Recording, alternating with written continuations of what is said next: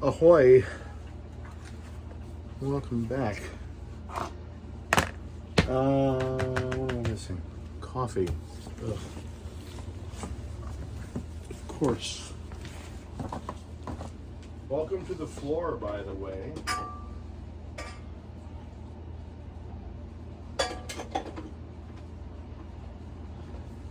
The floor is where most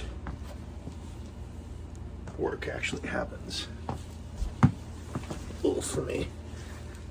It's funny, a friend came over not too long ago, and before they came they were saying, "Oh, I'm really anxious to see your workshop," which gave me a chuckle because workshop? What are you talking about? What are you talking about workshop? You mean my floor? Anyway, it's perfectly fine with me. So, I don't know what there is to show. I just figured might as well drag you with me while I fumble around and do some more work on this snow business. What I'm about to do is trace and cut out a mouth plate for or at least the fabric mouth plate. I've got these heads done. Well, not done, but you know, up to this point. Still trying to figure out the grip on the inside. And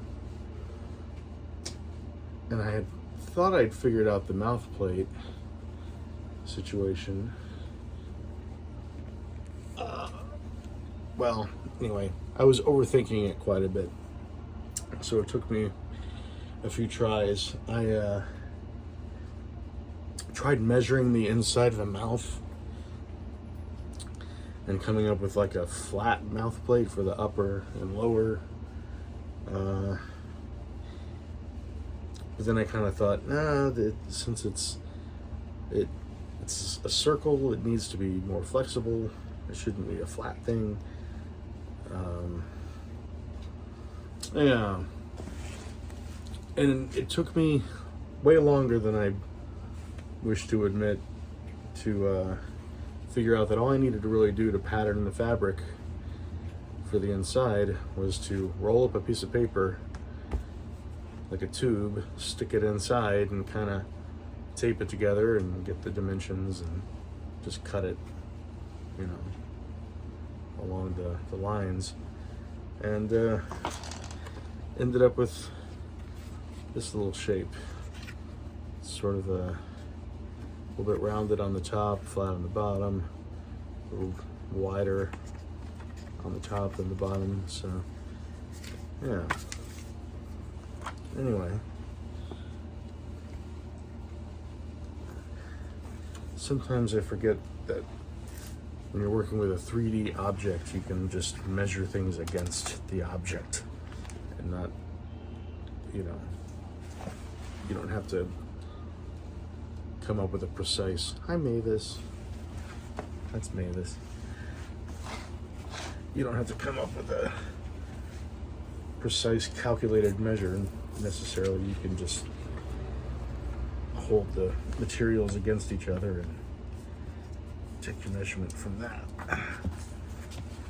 So, I didn't explain what I meant very well.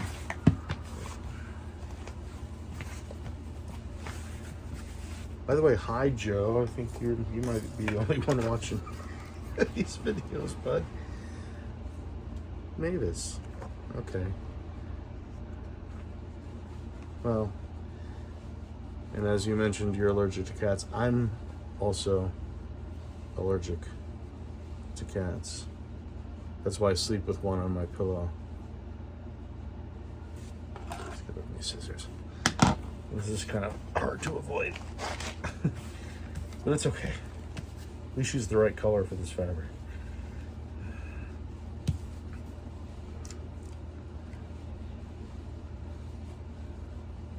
Fabric marking pencil. which doesn't mark that well unless it's a little wet.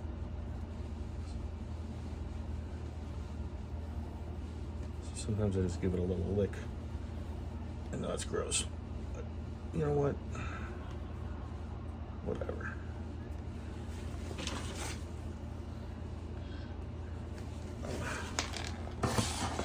Should be using these guys.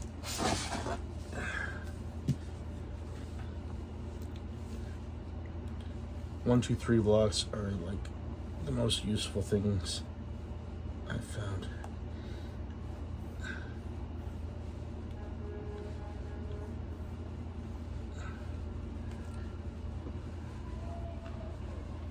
Yeah, I tend to overthink a lot of steps while I'm just trying to think through all the possibilities. So it's a good and bad thing, probably. But as I mentioned before, whenever there's a question about what's next, or yeah, whenever there's questions about what's next, as long as I know one step to go with, I can get started. The answer will probably reveal itself when it's time. So I got little center markings here. Check it out. What do you think? I find it's good to mark center on everything because it will come in useful. Okay, at this point, you're gonna have to move. So I gotta cut this thing out. I'm so sorry. But I don't want to have scissors out around you. Can you move? I'm sorry. You can come back when I cut this out. Oh wait, before I do, seam allowance. Right. So I'm gonna sew this on the machine. So I need to make sure I leave an allowance on this side. And this side. I'm just being really rough about it. And I guess I'll leave it on the bottom too, because I'm gonna sew that. All right. Whew. That was close. Mavis, that was a close call.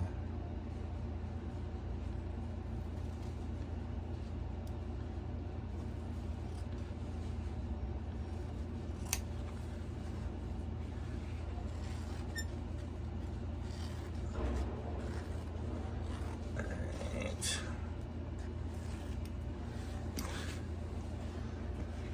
Let's see. So that's the good side. I love this faux suede. It's really nice stuff. So I'm gonna leave that on the bottom. I'm gonna leave this allowance on these sides.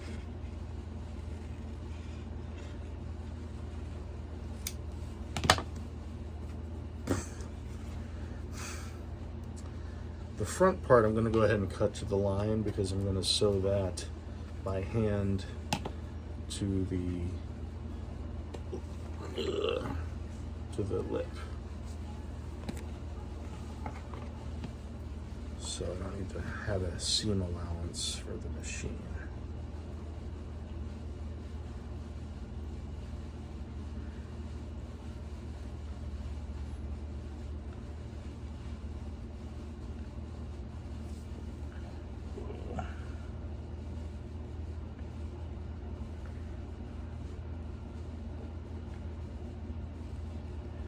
Scissors are casting a shadow on my line.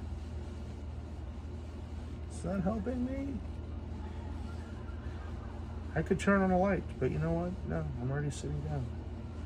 That's how stubborn I am.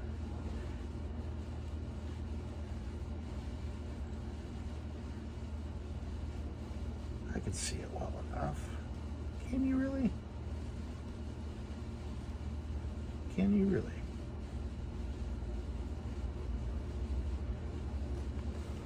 Well, I guess I've done it enough. I'm used to working in no light. Yeah, that's pretty good. Alright.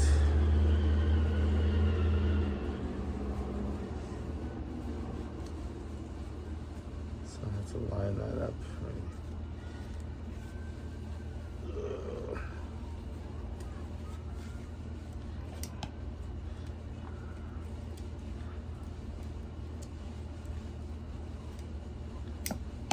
Alright.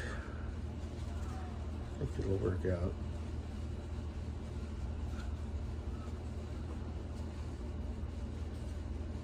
Let's see if it lines up. I think it does. So, I don't know if this is worth doing, but let's see if it even works. So the idea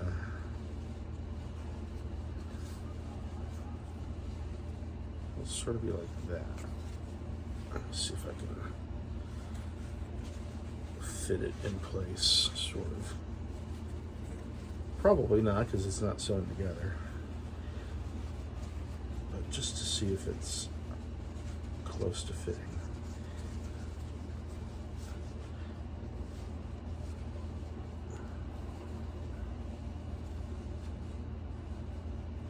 And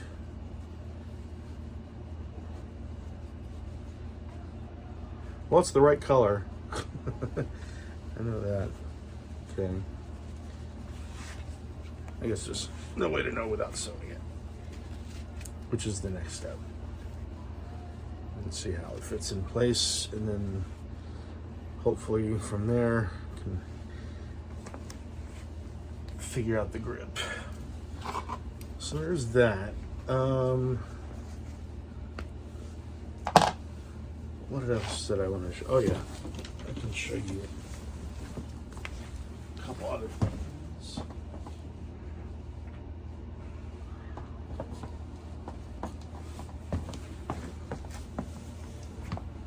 Oh,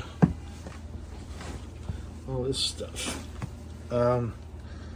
Went ahead and painted 2 sets of these wooden doll heads for the eyes.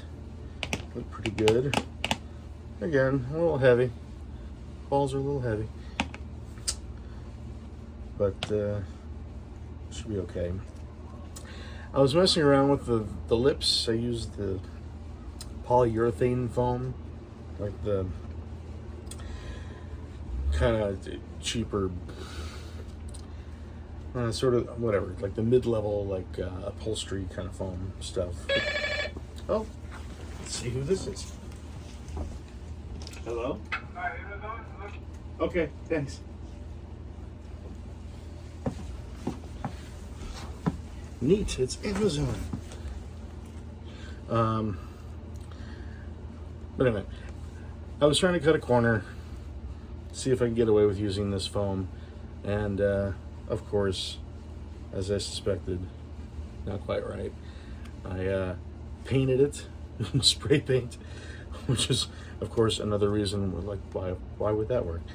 Because paint makes it stiffer and it cracks, and yeah, and it does all the. It looks okay if it doesn't have to move, but see, once you move it, ew, gross. It cracks, and if it bends in places it doesn't want to bend, it starts pulling apart and gets gross.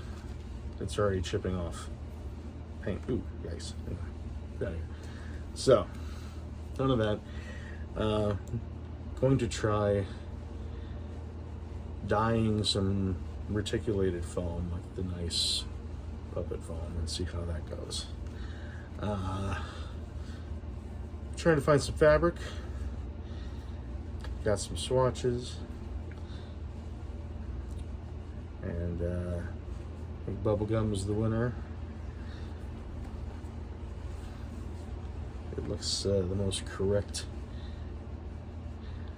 But this fur is just a little bit too short. I think this is about a 1.5, 2-inch pile. And the other furs that I've used, and the one that Mana is made of, is about a 3-inch Mongolian faux fur style. So I think I found this color in that fabric, so that's on the way. We're gonna find out how that goes.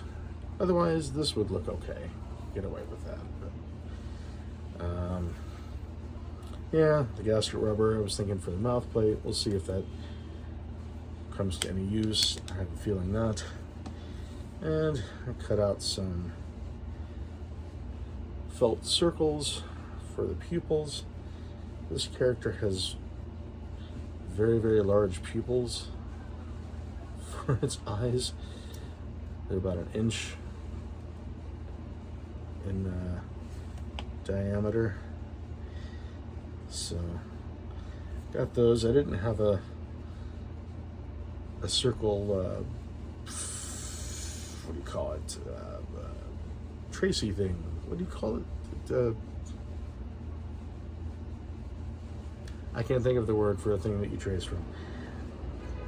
So I used a little compass and just fiddle around and cut out a little pattern from paper, and tried to get these as perfectly round as possible. They look okay.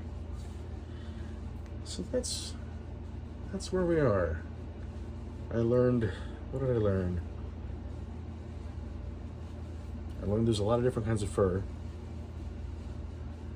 and as much as you want to get away with spray painting upholstery foam, you can't really. So I'm gonna try the dyeing of the Scott foam or reticulated foam or whatever it's called, and see how that goes. Hopefully you can get yellow enough. And there you go. This is a quick one. Next step, we'll be checking out how this mouth plate fits and such. I'm excited for answers. I need answers, damn it. All right, that's it. Yeah, Seacrest out.